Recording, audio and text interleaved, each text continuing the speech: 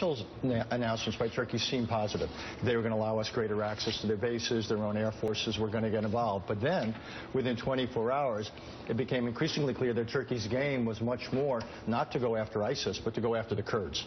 And they are quite honestly much more worried about Kurdish nationalism and the potential for a Kurdish state growing out of what's happening in Iraq and Syria than they are about ISIS. So I think the net of this is actually bad news, and it's yet another sign that Turkey, it may be a formal ally in NATO, but under Erdogan, let's not kid ourselves, Turkey is not a real ally. So Mr. Sanderson, off of what Richard just said, I mean, you have this 60-mile swath along the border where the Turks are finally going to get involved.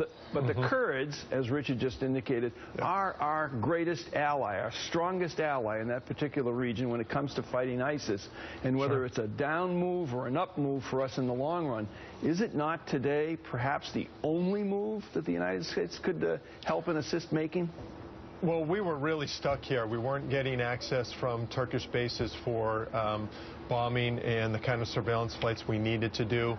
And we were supporting groups that were in opposition to some of the Turkish policies. So I think this does provide a step forward to the U.S., but it puts us into a new area that's full of additional complications involving Turkish domestic politics, Turkish foreign policy, and it's going to be difficult to iron these out.